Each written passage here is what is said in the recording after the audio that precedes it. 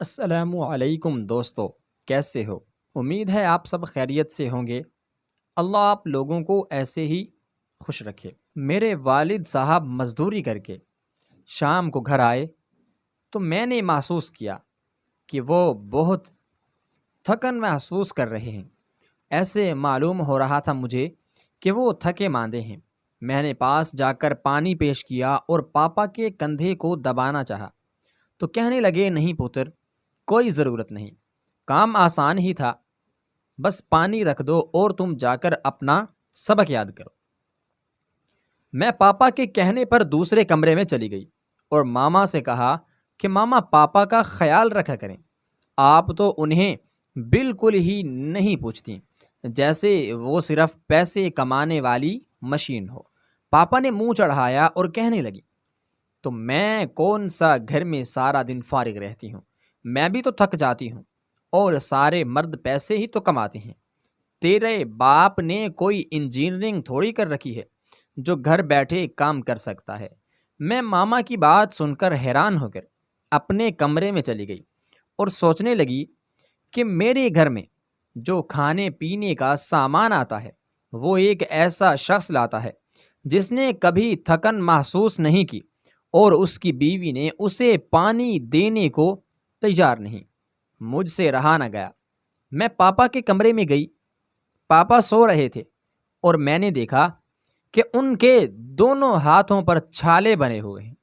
دیکھتے ہی بے اختیار میرے آنکھوں سے آنسو نکل آئے، جو مجھے بتا رہے تھے کہ یہ شخص تمہاری ماں کی نفرت بھی برداشت کرتا ہے، تمہیں کالج بھی پڑھاتا ہے، تمہارے گھر کا سامان بھی مہیا کرتا ہے، غمی خوشی بھی اس کے ذمہ ہے، لیکن جب گھر آتا ہے تو کہا جاتا ہے اس نے کون سی انجینئرنگ کر رکھی ہے۔ وہ میری ماں ہے، میں ان کو صرف سمجھا سکتی ہوں، ان کی گستاخی کسی صورت نہیں کر سکتی۔ لیکن یاد رکھیں، باپ ہمیشہ گھنے سائے جیسا ہوتا ہے۔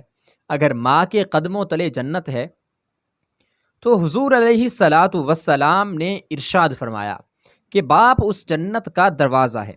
اپنے جیتے جی والدین کی خوشی کا باعث بن جائیں، ان کی عزت کا خیال رکھیں، ان کا احترام کریں، انہیں رسوا نہ کریں۔ مرنے کے بعد آپ کے آنسو ان کے کسی کام نہیں آئیں گے۔ کہتے ہیں کہ دشمن سے نہ ڈرو، اس کو تو تم جانتے ہو کہ وہ وار کر سکتا ہے، ڈرو اس شخص سے جو دوست یا عزیز کے روپ میں منافق غدار ہے۔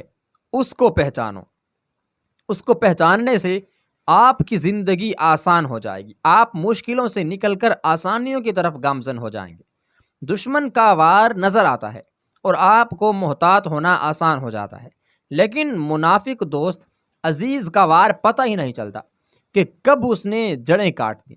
اگر آپ کے عزیز و اقارب یا رفقا آپ سے بلا وجہ نالہ رہنے لگے ہیں تو سمجھ آئیے کہ یہ کسی چھپے ہوئے منافق دوست یا عزیز کی سازش کا شاخسانہ ہے۔ ایسی صورتحال کا بہترین حل یہ ہے کہ جب غلط فہمیاں جنم لیں تو رابطے اور گفتگو جاری رکھیں، اور جو بھی غلط فہمی ہو اس کا تدارک بھی کریں اور انہیں سب معاملات کی تہہ تک پہنچنے کی کوشش بھی کریں۔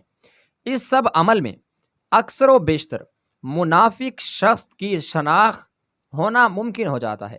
تعلقات و معاملات میں معتدل اور محتاط رویہ بہت سی مشکلات سے بچاتا ہے۔ کسی بھی شخص پہ عجلت میں اندھا اعتبار مناسب رویہ نہیں۔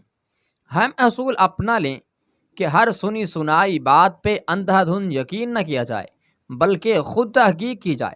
خاص طور پہ جب کوئی پیچیدہ یا ناروا معاملہ زیر اثر ہو تو بتانے والے شخص کی شخصیت کو سامنے رکھتے ہوئے بات کا وزن، سچائی اور گہرائی طے کی جائے۔ اللہ کریم سے دعا کرنا ہم سب کے لیے بہترین سہارا ہے۔ جب ہم اللہ کریم کی مدد شامل حال ہو تو منافقین کی سب چالیں ضائع ہو جاتی ہیں، ان کی سب چالیں رد ہو جاتی ہیں، کیونکہ قرآن پاک میں ارشاد ہے وہ سازشی منصوبے بنا رہے تھے اور اللہ ان کے مکر کو رد کے لیے اپنی تدبیر فرما رہا تھا، اور اللہ سب سے بہتر مخفی تدبیر فرمانے والا ہے۔ اللہ سبحانہ و تعالیٰ کے حضور دعا کی جائے کہ ہمارے تعلقات اور معاملات میں اللہ اپنی غیبی مدد شامل حال رکھے، اور خاص طور پہ ہمیں توفیق دے کہ ہم منافقت کرنے جیسے قبیح فعل سے باز رہیں۔ آمین۔